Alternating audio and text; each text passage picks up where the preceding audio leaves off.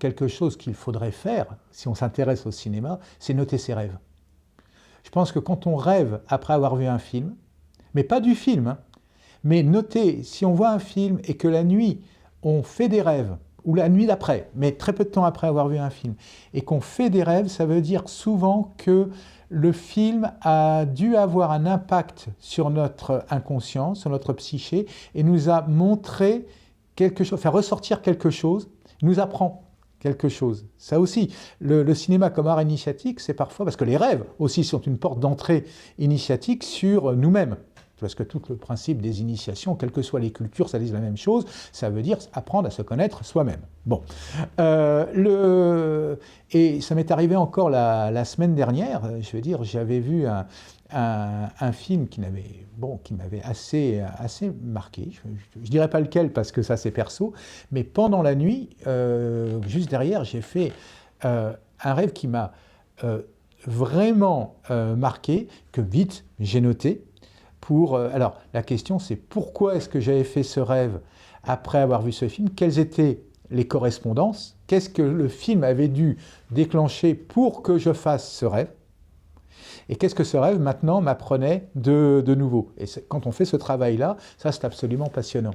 Donc, les films impressionnent, et c'est ça aussi l'assimilation. L'assimilation ne se fait pas uniquement sur un plan intellectuel, sur un plan objectif. Elle se fait sur un plan subjectif et donc psychique. Ça, j'en suis vraiment, vraiment persuadé. D'expérience concrète, je veux dire, quand on commence vraiment à travailler sur soi-même et sur sa position de spectateur de cinéma. Je veux dire, pourquoi est-ce que je vais voir autant de films? C'est quoi cette névrose qui pousse à aller voir du film d'une manière, enfin j'ai vu plus de films que bien que la plupart des mortels, quoi. À raison d'un film en salle par jour pendant 30 ou 40 ans, ça devient fou. Donc, c'est une sorte de névrose, mais qui correspond aussi à une forme de recherche. Donc, et quand ensuite, je vois que certains films ont pu avoir un impact, ont déclenché quelque chose, ce qui est intéressant, c'est de le noter, de noter le rêve, et de voir ensuite qu'est-ce qui a déclenché qu'est-ce qui a pu déclencher, quel est le lien. Et on revient à ce qu'on disait au départ, le phénomène d'analogie. Quelle était la correspondance, quelle était l'analogie entre les images, le thème de ce film et le rêve qui a été fait à la suite, ou la nuit qui a suivi la réception de ce film. Et ça, c'est un travail qui est vraiment, qui est en lien. Alors là, voilà, ça c'est le travail vraiment, c'est un travail ésotérique, justement. C'est ça l'idée. C'est ce travail d'analogie, qui ne se fait pas uniquement sur un plan objectif, mais qui est voilé. Et ça, on le sait depuis très longtemps, le rêve voile et dévoile. De la même manière que le symbole voile et dévoile. Et c'est ça ce travail. La salle obscure n'est pas une église, mais c'est un temple. C'est-à-dire que c'est un espace, ça renvoie à une forme d'espace sacré, d'espace off, confère Iliade.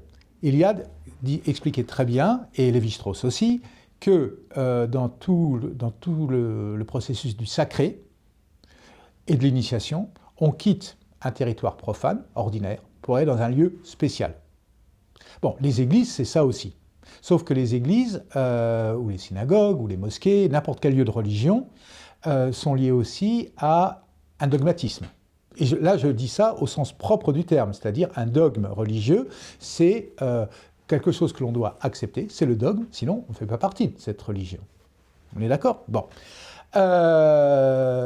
Quand il s'agit d'un espace ouvert comme une salle de cinéma, nous rejouons, comme je le disais, une expérience un petit peu similaire, c'est-à-dire que nous sommes dans un espace entre guillemets sacré. On va faire silence. Chut.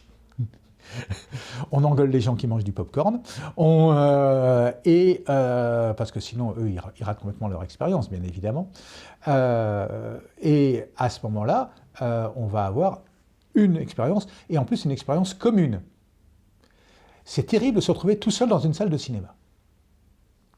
Une projection seule, il se passe quelque chose de différent. Même une autre personne, l'autre jour j'ai vu un film, on était deux, ben c'est pas la même chose de voir un film quand on sait qu'il y a quelqu'un d'autre dans la salle que d'être tout seul dans une salle de projection. Il y a une sorte de dégrégore psychique qui se forme, qu'on ressent pour recevoir à plusieurs une même expérience. Donc il y a une circulation des énergies qui se fait. Et donc la salle de cinéma, d'ailleurs, ce n'est pas un hasard si malgré tout le cinéma continue. Qu'est-ce qu'on je veux dire, il y a un besoin de ça, malgré tout. Bon, pas forcément pour vivre une expérience mystique. Hein. C'est paraître la sortie en famille pour se retrouver entièrement. C'est aussi l'endroit où on peut aller ploter son petit copain ou sa petite copine. C'est une autre forme d'initiation, ça, d'un autre côté. C'est important aussi. Mais ça fait partie du truc. C'est un lieu de socialisation. Il n'y a pas que l'aspect de l'expérience psychique, mais elle fait aussi partie de l'expérience du spectateur.